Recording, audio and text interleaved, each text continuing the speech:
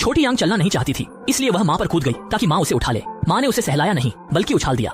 यांग को यह पसंद नहीं आया। उसने पत्थर उठाकर माँ की ओर फेंका। माँ ने शरारत से मना किया, लेकिन यांग ने ध्यान नहीं दिया और जमीन पर बैठकर रोने लगी। माँ को उसे घसीटते हुए आगे बढ़ना पड़ा, लेकिन यांग ने फिर शरारत की। पत्थर पर पैर रखकर खींचा, जिससे दोनों भेड़ों की रस्सी टूट गई। जड़ता से यांग गिर गई, लेकिन खाई के नीचे एक पत्थर ने उसे पकड़ लिया, जिससे माँ डर गई और यांग को हिलने से मना किया। लेकिन यांग ने फिर विद्रोह कर दिया। छोटे पत्थर पर पैर रखते ही पत्थर टूट गया और छोटे मेमने को नीचे खींच लिया।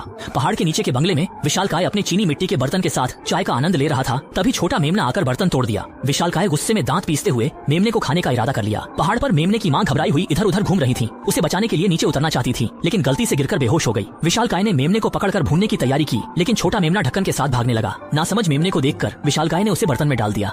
ढक्कन बंद कर बकरी के बच्चे को ओवन में डाला, फिर प्लेटें चुनने लगा। ओवन में बकरी के बच्चे ने ढक्कन खोल दिया और चिमनी की ओर देखा। वह चिमनी से भागने की कोशिश कर रहा था, पर मोटा होने के कारण फंस गया। संघर्ष करते हुए चिमनी दीवार से अलग हो गई और बकरी का बच्चा लुढ़ककर दानव के पैरों के पास आ गया। दानव गुस्से में चाकू उठाकर उसे खत्म करने की सोच रहा था। तभी छत की बीम टूट गई और लकड़ियां गिरने लगीं, जो दानव के प्रिय बर्तनों पर गिरने वाली थीं। यह देखकर दानव ने बर्तन सुरक्षित अलमारी में रख दिए। बकरी का बच्चा यह देख रहा था और उसने दानव की कमजोरी पकड़ ली और बर्तन गिराने लगा। देखते ही देखते बर्तन एक एक कर गिरने लगे।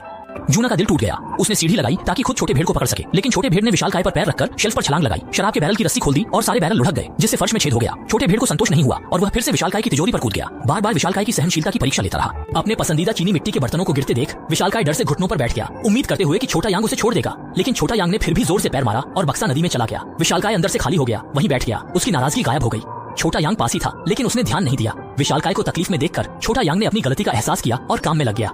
मेहनत के बाद वह एक टूटी फूटी चाय की सेट तैयार कर सका। छोटा यांग को देखकर विशालकाय ने माफ करने का फैसला किया, क्योंकि जो खो गया था उसे वापस नहीं लाया जा सकता था।